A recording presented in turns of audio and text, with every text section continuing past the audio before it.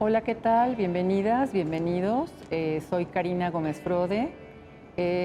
Iniciamos el día de hoy una temporada de tus derechos, en la cual analizaremos y reflexionaremos en torno a un derecho humano fundamental. Es el derecho a la protección de la salud.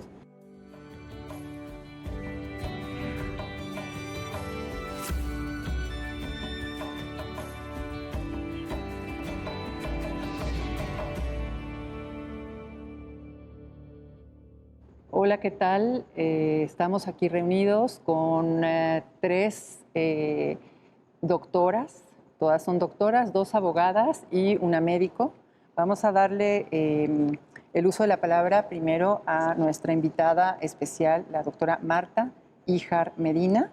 Ella es doctora en Ciencias en la Salud Pública del Instituto Nacional de Salud Pública. Durante más de 34 años se ha dedicado a la investigación aplicada y a la docencia en varias instituciones del país. Es investigadora nacional del Sistema Nacional de Investigadores. Ha publicado muchísimos libros y artículos en muchas revistas y fue galardonada en el 2015 con el premio Gerardo Varela por su trayectoria y salud pública. También tenemos aquí con nosotros a la doctora Zoraida García Castillo. Ella es doctora en Derecho, se graduó en el Instituto de Investigaciones Jurídicas de la Universidad Nacional Autónoma de México. Hoy en día ella es la coordinadora de la licenciatura en Ciencia Forense en la Facultad de Medicina de la UNAM y es integrante también del Sistema Nacional de Investigadores y es consejera de la Comisión Nacional de Arbitraje Médico. Bienvenida, Zoraida. Gracias. Y tenemos también aquí con nosotros a la doctora Heréndira Salgado Ledesma. Ella es doctora en Derecho por la Universidad Nacional Autónoma de México. Es también miembro del Sistema Nacional de Investigadores. Tiene entre sus líneas de investigación la justicia tradicional, la justicia alternativa. Además, es experta en conciliación y en arbitraje, además en derecho sanitario. Tiene un libro muy importante, muy vendido, que se llama El error médico y el daño moral, que ya nos platicará. Y fue también directora general jurídica de la Comisión Nacional de Arbitraje Médico. Y bueno, bienvenidas a todas. Es un gusto tenerlas aquí. Gracias. En este primer programa en el que vamos a hablar de el derecho a la protección de la salud.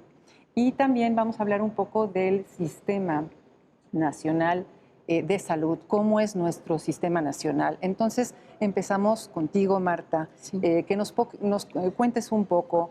Este sistema nacional de salud está regulado en nuestra Ley General de Salud. Así es.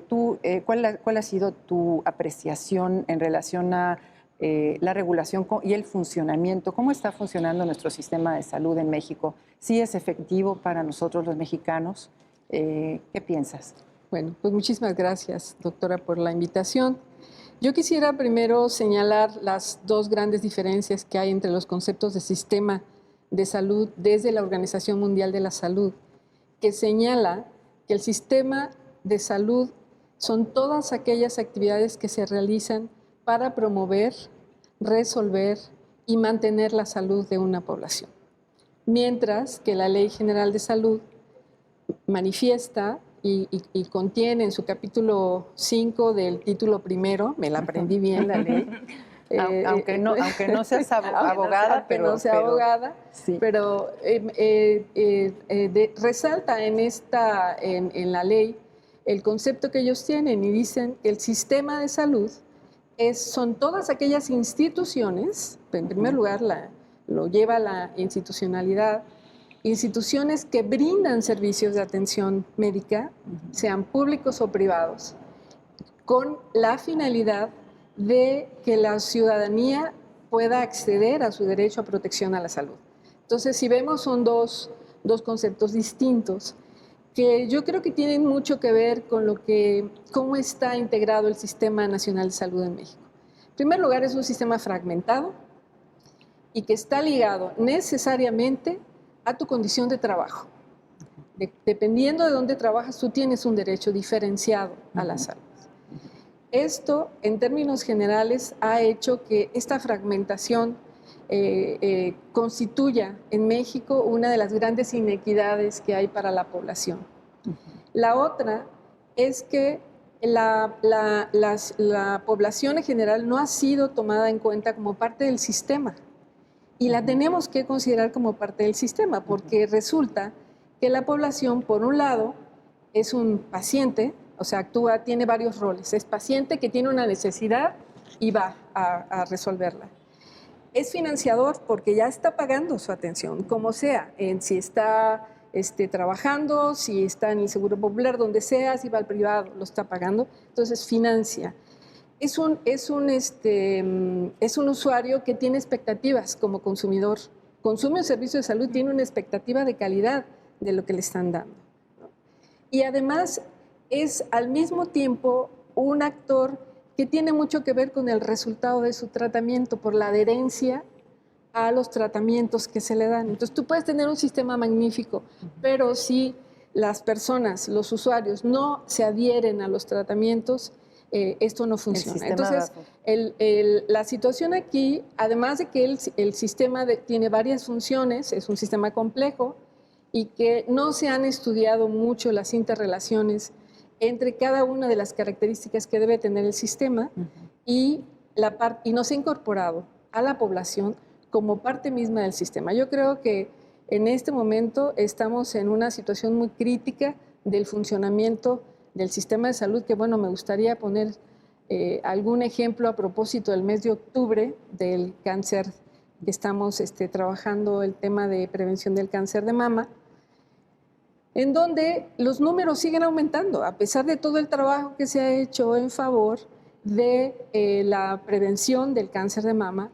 El número de muertes se ha incrementado, el número de mujeres más jóvenes están teniendo cáncer. ¿Y cuál sería la razón de ese incremento? Hay como tres componentes aquí. Por un lado está todo el componente de una detección temprana, pero una detección temprana que tiene que hacerse desde la paciente, pero el médico también. El médico tiene que estar capacitado para hacer esa detección temprana y los radiólogos para dar buenos diagnósticos. O sea, no esperarnos a estos procesos tardíos, ¿no?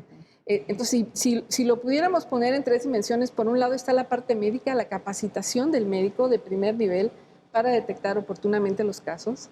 El segundo, el individuo, las mujeres, cuando hay antecedentes de cáncer en su familia, el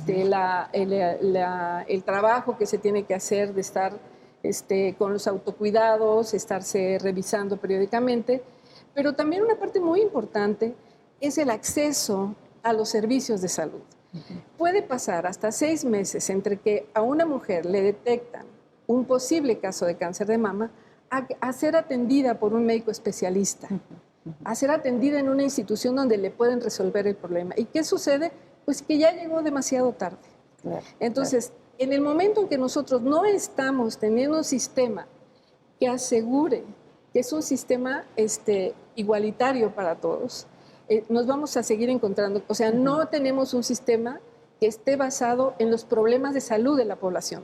Tenemos un sistema que está basado en cuestiones históricas de cómo se establecieron los distintos subsistemas del sistema de salud. Sí. Y bueno, aquí dejaría yo la... Sí, muy bien. Jurídicamente, Eréndira, ¿podríamos hablar también de esto? Sí, mira, de esta estructura. Yo creo que son dos temas. Uno, el Sistema Nacional de Salud a través de instituciones y la prestación del servicio público de salud por los subsistemas, servicios públicos, sociales, públicos y privados. Pero desde la otra perspectiva yo siento eso que decías, me parece muy, muy obvio. Y sin embargo no se ha estudiado, creo yo, suficientemente. Son dos visiones. Por un lado está la visión institucional de un servicio público con ciertas características que está, digamos, escalonado o fragmentado, disperso. Pero por el otro lado hay algo que no está quedando muy claro desde mi perspectiva y es la protección de la salud más allá de un servicio público desde el otro lado, desde el derecho humano, la persona, el derecho y la posibilidad de exigir este derecho más allá de esta prestación de servicio público. Yo creo que son dos visiones que hay momentos dados en que están encontradas, porque el servicio público está sujeto, entre otras cuestiones, a disponibilidad presupuestal. El derecho humano no puede tener ese límite. O sea, no podemos decir, es que no hay el recurso, no te puedo dar la atención médica, porque el derecho humano, sobre todo este tan importante como bien lo dijo Karina, es un derecho universal y además es, yo diría, el derecho más importante. Yo podría decir que eventualmente puede ser hasta más importante que la libertad y a lo mejor estoy diciendo una barbaridad, ¿no? No la Pero dije, ¿no? yo sí creo que sin la posibilidad de tener salud, pues difícilmente puedes tener acceso a otros derechos humanos al disfrute. Entonces yo creo que los sistemas, no solo nacionales, sino incluso en América, se han centrado en esta visión de servicio público. Yo platicaba hace rato que incluso la Ley Federal de Trabajo dice que el sanitario es un servicio público para efectos de su regulación, pero yo creo que tenemos que avanzar más en la perspectiva de derecho humano. Esto nos lo ha permitido justamente la visión del Poder Judicial, porque el derecho en términos de protección no me dice cuáles son los satisfactores necesarios para satisfacerlo. Ha tenido que llegar la Suprema Corte a decir cuáles son los elementos mínimos que tendríamos que darle a una persona para que efectivamente se considere que se está satisfaciendo la protección de la salud. Por ejemplo, pero no cualquier medicamento. El primer fallo de la Corte, muy interesante sobre este tema, es decir, tú tienes derecho a ir a un hospital, hay hospitales, te lo aseguro. Tienes derecho a que te vea el médico te ve. Tienes derecho a estudios, hizo estudios. Tienes derecho a que te recete, el médico te recetó, pero dice el paciente, lo que me está recetando no es un medicamento eficaz. Es el tema del VIH. El medicamento no es eficaz. Con este medicamento me voy a morir. En términos breves, no me va a dar la sobrevida que están dando otros medicamentos de última generación. Bueno, tan tenía razón el quejoso que falleció durante la tramitación del juicio. Entonces la Corte, que no sabía que había fallecido, dice, bueno, sí, también se satisface con medicamento, pero al final también el medicamento tiene que ser efectivo, porque si no es efectivo, de nada te sirve todos los tramos de este servicio público porque no se logró la eficacia. Y aquí, Karina, hay algo muy importante. Una de las principales obligaciones de México en términos de defensa de derechos es tener asegurado un recurso para que lo defiendas. Pero, entre otras cosas que nos dice la Convención Americana en el artículo 25, es que el recurso tiene que ser efectivo. Entonces, a mí, ¿cómo le digo a la institución médica, como se lo dijo esa persona, el medicamento que me estás dando no sirve para que me satisfagas mi derecho humano a tener salud? O sea, tuvo que morirse para que se le diera la razón. Entonces la Corte dice, bueno, no nada más bastan todas estas prestaciones, además requerimos medicamento, pero que sea efectivo, que ese es un tema muy interesante. Entonces la Corte y otros tribunales internacionales han ido agregando cuáles son los componentes, porque creo que ni siquiera eso tenemos definido en la legislación. Para mí es uno de los problemas, ¿eh? No te lo dice la Ley General de Salud, ni te lo dicen los reglamentos. ¿A qué tienes derecho? Pero lo está empezando a definir precisamente la Suprema Corte de Justicia. Zoraida, ¿qué opinas de estos nuevos conceptos que ha desarrollado la Corte en relación al derecho a la salud? Bueno, en primer lugar, creo que la Corte se ha venido acercando desde el año de 2011, en la que se abrieron muchas posibilidades para que ella haga interpretación de los derechos fundamentales. Es muy interesante lo que tocas sobre la ponderación de derechos. El derecho a la salud es un derecho que está en nuestra Constitución desde hace mucho tiempo. Lo tenemos ahí consagrado, pero ha parecido tradicionalmente que se queda como esos clasificados derechos programáticos que son difíciles de reclamar en los hechos. Nos parecía muy lejano que a través del juicio de amparo pudiese cualquier persona reclamar el efectivo ejercicio de este derecho. Por diversas vías judiciales, la Suprema Corte ha llegado a conocer y pronunciarse sobre el derecho a la salud, temas de responsabilidad médica, los alcances de la protección en diversos ámbitos. por ejemplo, cuando se vio en el asunto de VIH, pero que tiene que ver con militares, Sí. y que no fue un asunto de amparo, sino un asunto en el que se analizaba la norma,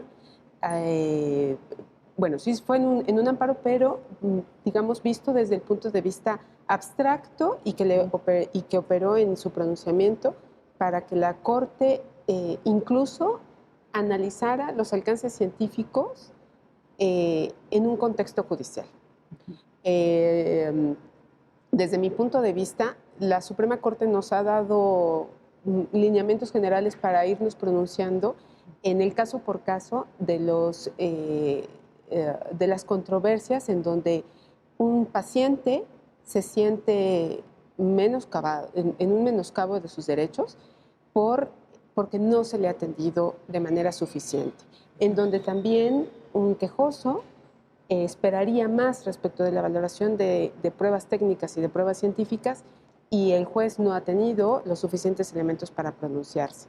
Ahora hoy día hay varias instancias en las que se puede ir reclamando este tipo de derechos. El día con día, a través de responsabilidades penales, a través de responsabilidades administrativas y a través también de responsabilidades morales que se pueden reclamar por la vía civil y reparación del daño. Eso quiere decir que un ciudadano o un paciente sí tiene opciones para precisamente hacer valer ese derecho Sí. a la salud. El problema es que hay veces que, como decías, Marta, no es muy conocido, ¿verdad? Sí, por los propios volvemos a la pacientes. inequidad que tenemos también a eso. O sea, ¿por qué el SIDA ha sido un tema?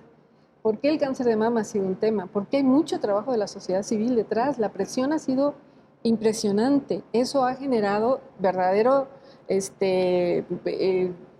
o sea, que se haya tomado este tema como el foco, no solamente a nivel nacional, a nivel internacional. O sea, los movimientos sociales han hecho que haya temas muchísimo más álgidos por los que la población pueda sentirse con el derecho de buscar esa protección a su derecho a la salud.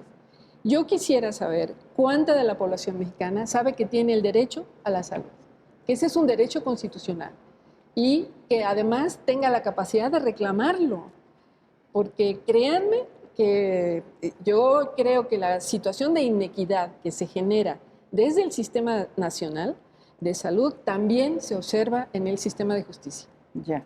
Sin embargo, sí podríamos decir que ha habido algunos avances, ¿no? ¿Podríamos ser algo positivos en ese sentido? Sí, por supuesto, Karina. Mira, ahorita que decía Marta de esto, uno de los principales problemas para ser exigible o justiciable un derecho, pues es saber que lo tienes, ¿no? A mí me parece, y aquí voy a empezar a hacer el comercial de la Comisión Nacional de Arbitraje Médico. En el año 2000 se empezó a trabajar con muchos integrantes del sector para definir lo que es la Carta Básica de los Derechos de los Pacientes. Se valoraron una serie de normatividades de esta extensa selva sanitaria, porque verdaderamente es un entramado muy complejo, y se llegó a definir en ese entonces un decálogo. A mí, más que definirlo, el hecho de que empezara a ponerse en las instituciones, que además quiero decirles que el ejemplo positivo ha cundido, porque ahorita, por ejemplo, se acaban de definir los derechos de los usuarios de aviación, que éramos muy ninguneados por las líneas aéreas. Y una de las primeras obligaciones del derecho es que en el avión, enfrente, cuando tú te sientas, así como están las instrucciones de emergencia, tiene que estar la instrucción en un formato donde diga que tienes derecho a presentar quejas y qué alcance tiene tu queja, qué te podrá dar en caso de demoras, etcétera, la línea aérea.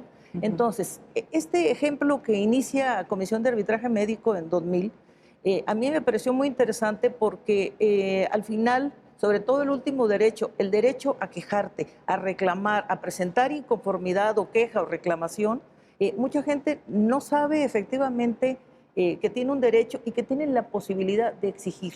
Muchas veces la relación en las instituciones públicas de salud es de que esto es, le plantean a la gente eventualmente, este es un servicio y es gratuito y usted no va a exigir. No, por supuesto. Por eso te digo, que no es un servicio, es mi Es derecho derechos. humano. El Estado está obligado a tutelarlo. Y déjame decirte, Sí. Erendira, que a partir de que, bueno, tú trabajas en la Comisión Nacional de Arbitraje Médico, se sigue distribuyendo esta Carta de Derechos de los Pacientes y también hay una Carta de Derecho para los prestadores del servicio y para los médicos, Ah, ¿verdad? pues sí, pues es una relación de Bueno. dos. Al final es Bueno. una relación contractual, entre comillas, ¿no? Claro, claro.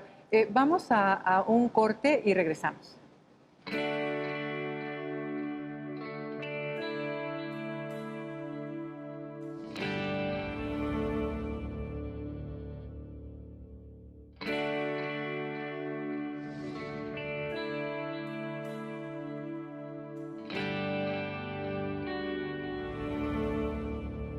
Hola, ¿qué tal? Estamos de regreso en el derecho a la protección de la salud y vamos a hablar ahora del marco internacional, si les parece bien.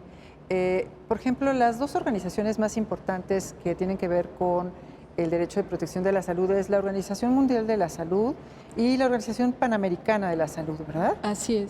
¿Qué influencia tienen en México, en nuestro país? ¿Qué tanto determinan las políticas en salud que toma en cuenta el gobierno mexicano?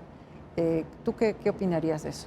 Pues en el caso de la Organización Mundial de la Salud, México está alineado, es parte de los países miembros de la Organización Mundial y está alineado a todas las políticas que tienen que ver con la prestación de servicios de salud, con la promoción, con el control de epidemias, con una serie de acciones que tienen que ver con la salud de la población y por eso es que insisto que en el caso de que de la Ley General de Salud que habla solamente de las instituciones médicas, está dejando afuera una parte muy importante en la cual México ha sido súper exitoso, no solamente a nivel regional, sino mundial, y es todo lo que tiene que ver con el control de enfermedades transmisibles.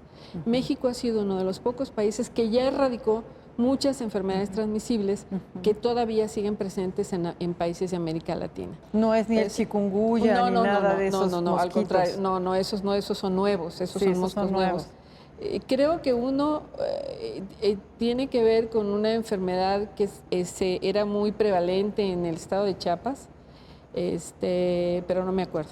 De todas maneras, han tenido mucho éxito todas las campañas en las que se han puesto de acuerdo instituciones como el Seguro Social, como el IMSS, todos, sí. como la Secretaría de Salud. Ahí sí actúan de manera unificada. Toda la actividad de promoción de la salud y prevención de enfermedades, ahí sí sí es México un ejemplo a nivel regional y a nivel mundial. Y bueno, estamos alineados. La Organización Panamericana de la Salud fue quien dio los reconocimientos a México por la erradicación de estas dos enfermedades que no me acuerdo. Pero yo creo que, y por eso les reitero, por eso es que yo creo que tendríamos que ser mucho más claros en la Ley General de Salud sobre lo que es el Sistema Nacional de Salud. No es solamente la atención, los servicios médicos, sino es toda esta otra parte que no estamos considerando y en la que México sí ha hecho avances importantes.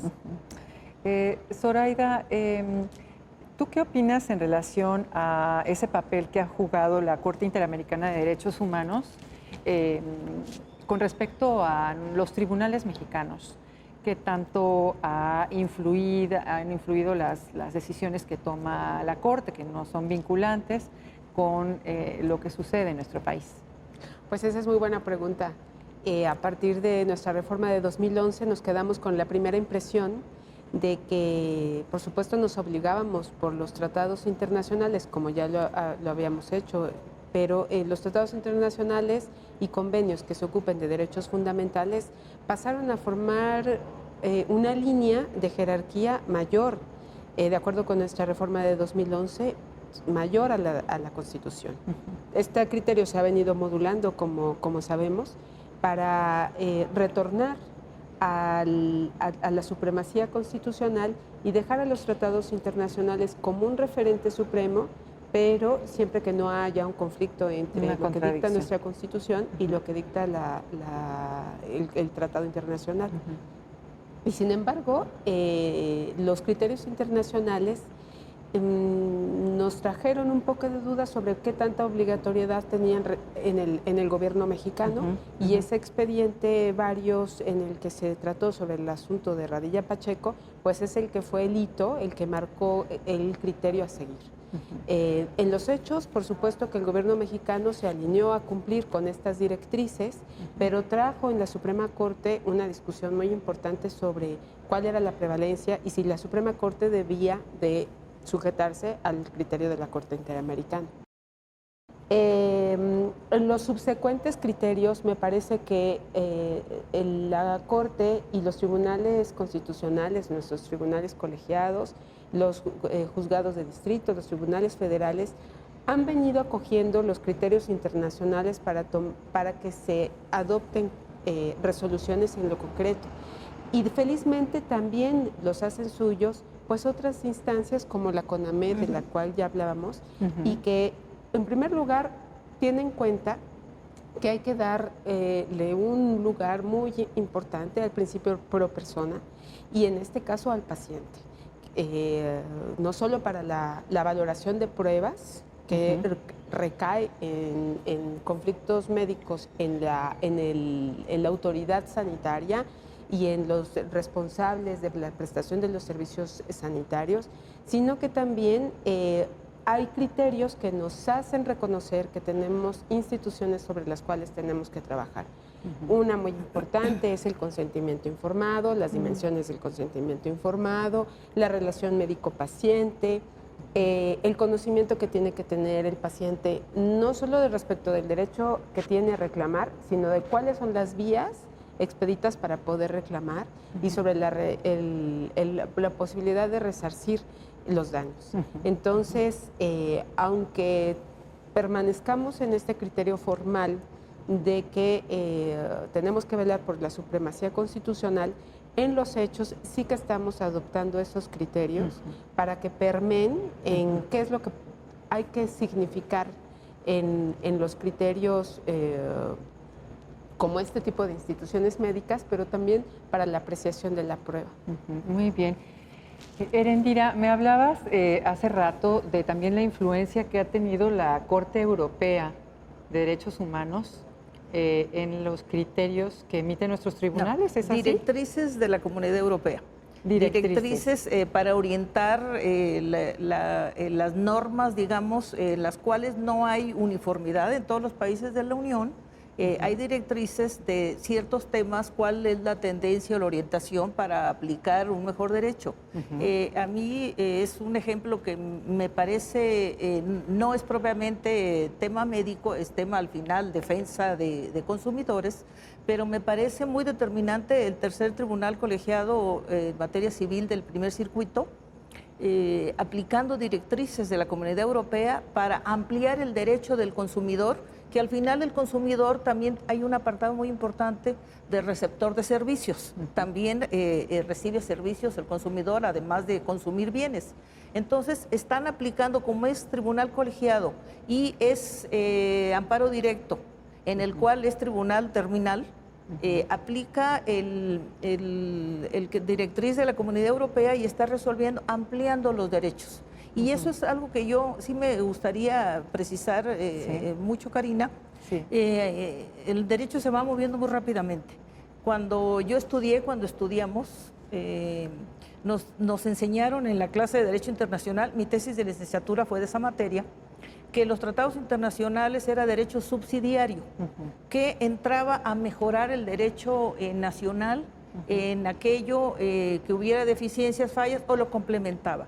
Yo quiero decirte que hoy día, justamente con posterioridad al expediente varios, 912-2010, cambia el criterio. Cambia el criterio y esta es una decisión del Poder Judicial. Yo quiero decirte que yo presumo mucho a la Suprema Corte por esa decisión. La Suprema Corte en ese expediente varios dijo en esencia lo mismo que dijo la Corte Interamericana, pero es importante que lo haya dicho la Corte, porque al final la Corte sigue prevaleciendo como máximo tribunal de la nación y en México todos los derechos que tienen que ver, todos los derechos humanos, los tratados de derechos humanos ya no son subsidiarios, ya son derecho nuestro, como, Claro. como bien lo dijiste, Zoraida, es derecho nuestro, es derecho que se aplica a lo que le llaman el bloque de constitucionalidad Sí, y es vinculante, pero no solo porque lo haya dicho la Corte Interamericana en la sentencia de Radilla Pacheco, sino porque lo dijo la Corte Mexicana. Y al final los criterios que están recibiendo nuestros jueces son los criterios de la Corte Mexicana. Y esto para mí me parece un juego de palabras, pero no es así. A mí para el orden y la prevalencia del sistema jurídico, a mí me da más certeza, como si yo fuera juzgador, acatar los criterios de la Suprema Corte de Justicia de la Nación, aunque sean los mismos de la Corte Interamericana. Es decir, es una forma de bajar el derecho, bajarlo y decirle a nuestros jueces, este es el margen donde ustedes se van a mover, un margen de ampliación del derecho. El derecho humano, bajo el principio pro persona o pro homine, tiene que ampliarse de la forma más amplia que sea posible. Por eso este tribunal colegiado, yo lo pongo siempre de ejemplo, porque está siendo puntual en el quehacer que le ordenó la Corte a raíz de criterios. Está ampliando el derecho. Está ampliando el derecho porque no se nos puede olvidar a nosotros que en estos temas sanitario, consumidor, vivienda y una serie de derechos que están en la Constitución, el Estado adopta un carácter tutelar o tuitivo. Y si tiene un carácter tutelar, tiene una obligación. Más allá de que tú lo pidas, de que tú lo reclames, de que tú lo sepas, el Estado sí lo sabe, el juez sí lo sabe, la gente en la CONAMED lo sabe, la gente en Profeco lo sabe. Pues ellos que se encarguen de ampliar el derecho, incluso yo diría ante la ignorancia del paciente, del consumidor, y estos son mensajes, a mí me gustan mucho porque son mensajes que le estamos dando, retroalimentando al sistema jurídico de cómo hacer y lograr que lo que está en la Constitución, como bien dijiste, como derechos programáticos, dicen muchos como discursos y aspiraciones, se vayan concretando. Y que se hagan una realidad. Yo en ese sentido estoy de verdad muy contenta con los criterios de la Suprema Corte. Primero, contenta con los criterios de la Corte Interamericana, que ha puesto el dedo en la llaga. Pero la forma como asumió la Corte Mexicana, esta nueva visión, digamos, de la jerarquía de los tratados, gracias a la modificación del artículo 1 de la Constitución, a mí me parece de verdad espléndida y creo que le da mucha seguridad y coherencia a un sistema jurídico. A mí en particular, yo de veras aplaudo esta decisión del expediente Varios. Claro que sí. Marta, no sé si tengas conflictos en comprendernos, porque a veces nos pasa a nosotros que no comprendemos los términos médicos. Y además dedicadas precisamente a este gran derecho que es el derecho a protección de la salud, ¿cómo hacer para podernos comunicar las diversas disciplinas para que verdaderamente nuestro enfoque sea multidisciplinario? ¿Tú qué opinas? Pues mira, yo comentaba hace rato que nuestro vocabulario es distinto, o sea, podemos estar hablando de lo mismo y usar palabras diferentes. Entonces, por eso no nos entendemos. Pero lo que yo sí creo es que me encanta este foro porque pues por primera vez me siento con 3 abogadas. Y qué bueno. Hablar qué bueno que no te sientas intimidada, sí, ¿verdad? No. Hablar de un derecho con el que he tenido que estar muy cercana, ¿no? y que se puedan, he entendido la mayor parte de las cosas que se han dicho aquí, pero yo sí creo que tendríamos que hacer esfuerzos mucho más importantes. A lo mejor puede ser la CONAMED un espacio que promoviera este intercambio entre los médicos y los que llevan los casos. Y no solamente los médicos, todo el personal de salud necesitamos saber, entendernos mejor para hacer mejor nuestro trabajo, ¿no? Claro, Al final, los que trabajamos en salud, el fin último es que la población mexicana esté sana, lo más sana posible. Y entonces, y ustedes también buscan lo mismo, que cuando no sucede eso de la forma correcta, se pueda dar el apoyo legal para que se resuelvan estas situaciones, ¿no? Entonces yo creo que habría que buscar muchos más espacios como este. Puede ser la UNAM, no sé, estamos verdaderamente trabajando cada quien en nuestra parcelita. Y Sí. tenemos muchas cosas que empezar a trabajar juntos. Se ha desarrollado, sobre todo entre nosotros los abogados, pues toda una serie de disciplinas que tienen que ver con la argumentación jurídica. ¿De qué manera poder argumentar correctamente para poder convencer al otro? Y bueno, ¿cómo vamos a poder argumentar si a veces a nosotros los abogados nos cuesta trabajo comprender los términos médicos y nos estamos dedicando a cuestiones de salud? ¿De qué manera podríamos hacerlo? Zoraida, tú que trabajas para la Facultad de Medicina, que tienes tanta relación con muchos médicos, ¿cómo has podido lograr pues esa plena comunicación, ¿no? Y además, ¿cómo lo hacen los jueces? Ahorita que nos vais con No, bueno, diga. totalmente de acuerdo. Esto no se logra si no es con multidisciplinariedad y llevar esta multidisciplina a la transdisciplina, ¿no? Es decir, trabajar sobre un mismo tema desde varios puntos de vista, pero haciendo que ese mismo tema se vuelva el común de todos.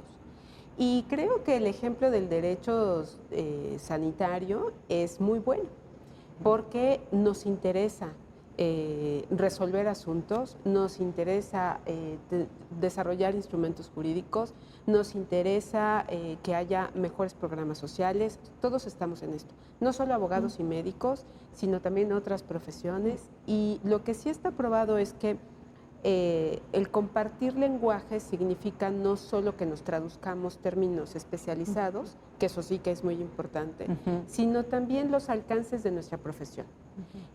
¿Hasta dónde llega el médico? ¿Qué es lo que puede hacer cuando trata a un paciente? ¿Qué le hace falta?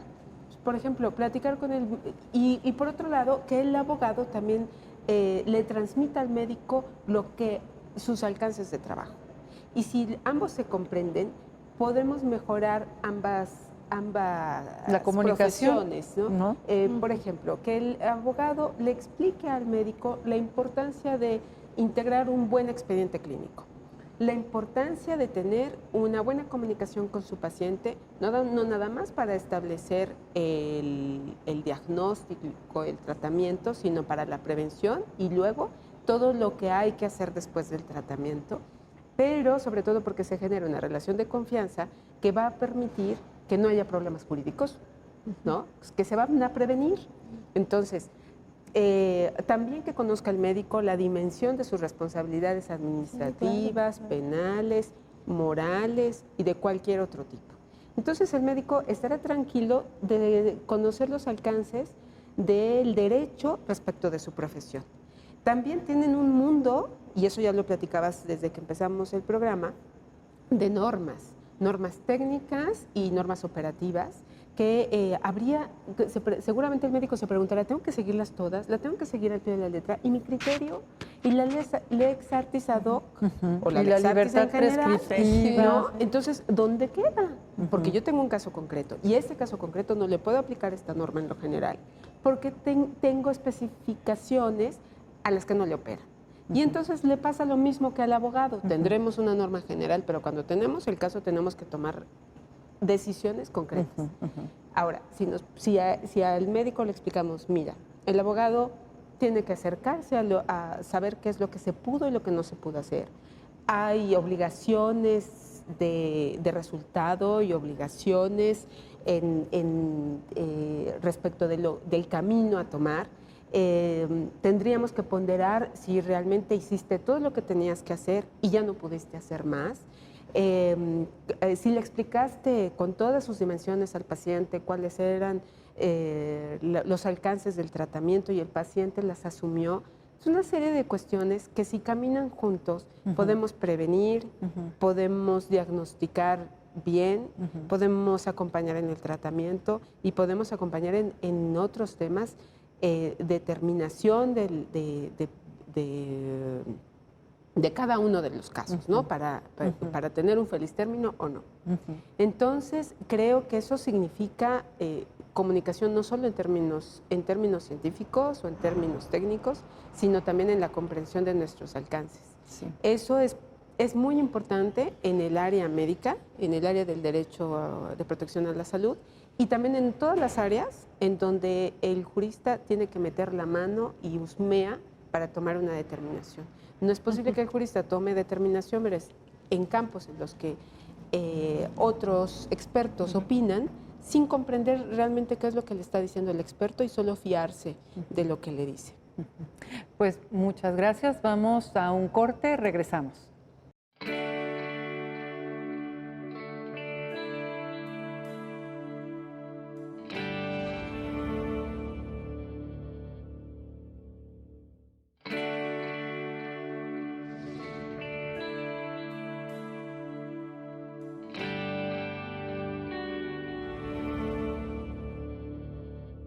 Hola, ya estamos de regreso y vamos a preguntarte, Erendira, cuéntanos un poco de tu experiencia en la Comisión de Arbitraje Médico, cómo venían los pacientes, qué recuerdos tienes tú de esa época en la que Mira, de estuviste esa allí. época ya lejana, Karina.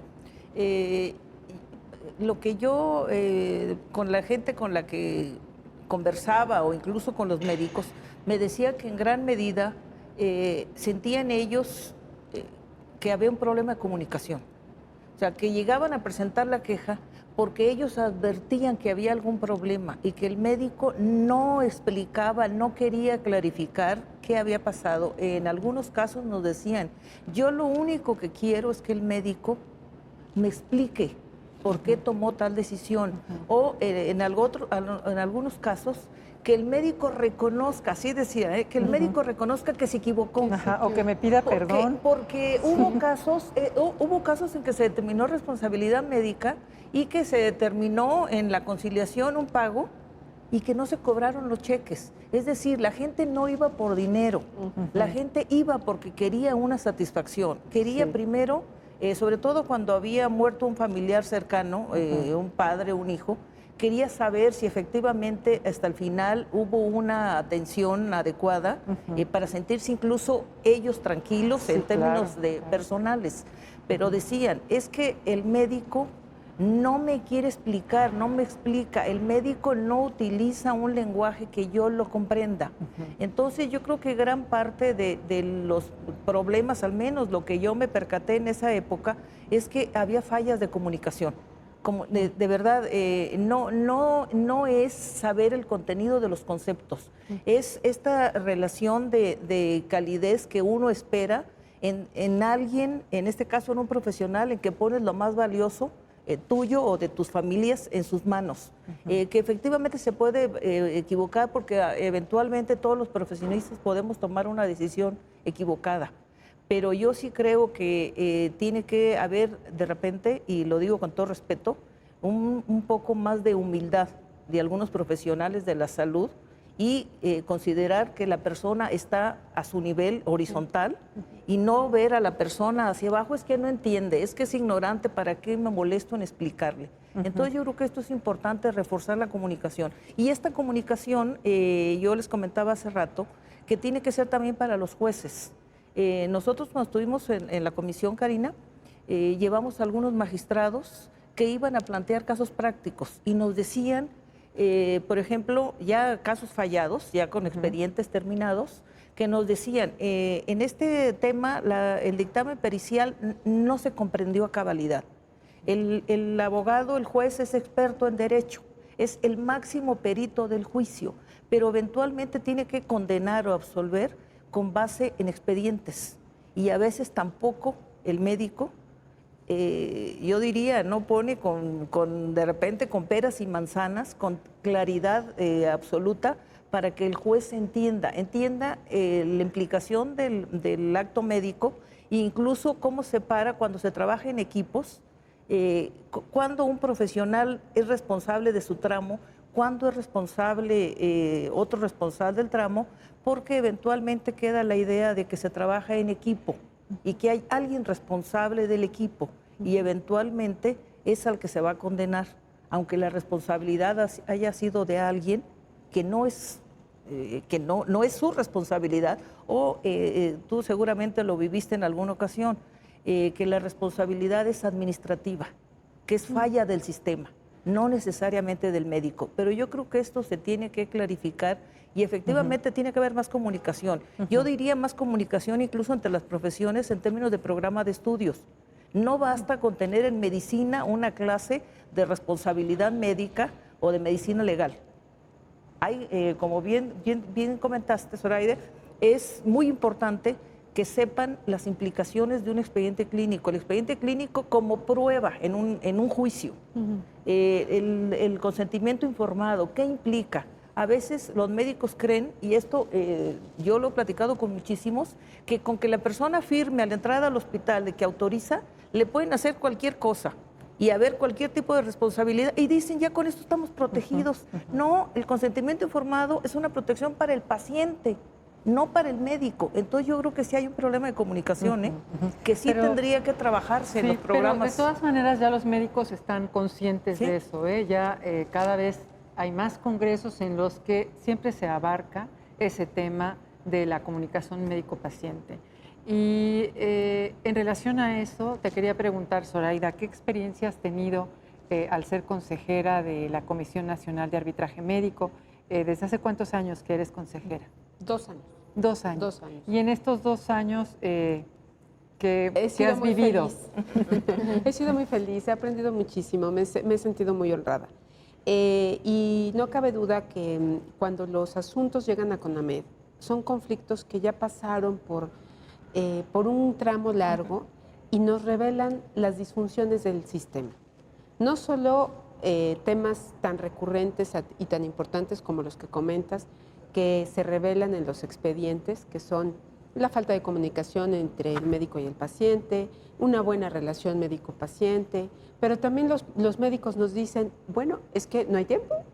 En el servicio público tenemos muchísimos pacientes en un mismo momento, ¿y cómo hacemos? No tenemos tiempo de explicarles más.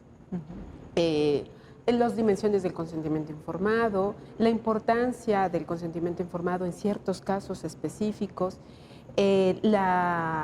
por supuesto la integración del expediente clínico, cuáles son los alcances del expediente electrónico, y entonces así como hubo la buena iniciativa de crear el decálogo de los derechos del paciente, pues ahora existe el decálogo de los derechos del personal sanitario, y también es muy importante. Sí, claro, porque a veces hay muchos médicos que se les condena injustamente, ¿no? Y por eso luego los médicos también le tienen miedo a la Comisión Nacional de Arbitraje por eso Médico. existen los seguros respecto de la responsabilidad. Claro, que vamos a tener que hacer otro programa para hablar nada solo más para esos de temas. los seguros Entonces, médicos. este tipo de problemáticas se van detectando de manera recurrente en los asuntos que llegan a la CONAMED. Y desde la CONAMED se puede ver de manera panorámica qué es lo que sucede en el sector público, qué sucede en el sector privado, qué necesidades están ahí como áreas de oportunidad sobre las que hay que trabajar, qué es lo que está pasando con los pacientes. Es necesario orientarlos más. Saben que tienen derecho de reclamar, pero ¿en dónde reclaman? ¿Y qué reclaman? ¿Y qué parte del contacto con el médico, con las enfermeras o con el personal sanitario en general sucede? ¿Qué le falta a COFEPRIS por supervisar? ¿Qué actividades profesionales hay que regular? ¿Qué hay que hacer respecto de las cuestiones estéticas? ¿Qué hay que hacer respecto de la odontología? Entonces, hay muchos temas que se revelan ahí en la CONAMED y que la CONAMED tiene oportunidad no solo de resolver en los casos concretos, en los dictámenes que emite, también se encuentra con este tema recurrentemente. Y tiene un instrumento muy que importante que debe de utilizarse con mayor frecuencia, que son las opiniones técnicas, es decir, esas recomendaciones generales que se pueden formular a las diversas instituciones que forman parte del sistema. Sí, es un área de oportunidad enorme. Marta, te quería preguntar, además de que, bueno, hemos visto que sí ha habido avances en México, claro, ¿no? Sí. Creo que estamos hoy mucho mejor que hace un siglo, por ejemplo, ¿no? Sí, claro. Cuando fue nuestra Revolución Mexicana, hemos avanzado, pese a que de todas maneras tenemos instituciones que son sagradas para nosotros como el Seguro Social y el ISSSTE, pero tenemos de todas maneras siempre ahí el ojo de una organización internacional que se llama la OCDE, ¿verdad? Y por lo general formula recomendaciones a los países para mejorar nuestro sistema de salud, ¿verdad? Entre esas recomendaciones, ¿qué podrías decir? ¿Cuáles serían las más importantes? Bueno, la última evaluación que hizo la OCDE al desempeño del sistema de salud mexicano, donde encuentra mucho de lo que yo ya les comenté en esta reunión, es que además de la problemática, no podemos ahorita pensar en tener un sistema unificado, que una persona los conmina al país a hacer acuerdos entre las instituciones. Que podríamos ir a atendernos a cualquier institución. Y que una persona que tiene un expediente clínico en una unidad de primer nivel de la Secretaría por un caso de diabetes pueda ser atendido en el siguiente nivel, aunque no sea de la Secretaría, pero que es algo que se ha promovido mucho. Ustedes han escuchado que se va a unificar el sector. La universalización de los servicios de salud. Que no se ha podido hacer y mucho de esto ha tenido que ver el rol de los sindicatos, ¿no? O sea, no olvidemos también que ahí tenemos un actor que ha sido determinante en la fragmentación del sistema de salud mexicano. Entonces, una de las recomendaciones de la OCDE es precisamente el intentar unificar los sistemas de información y decir, bueno, una persona que con la cartilla que tenemos para votar, ¿no?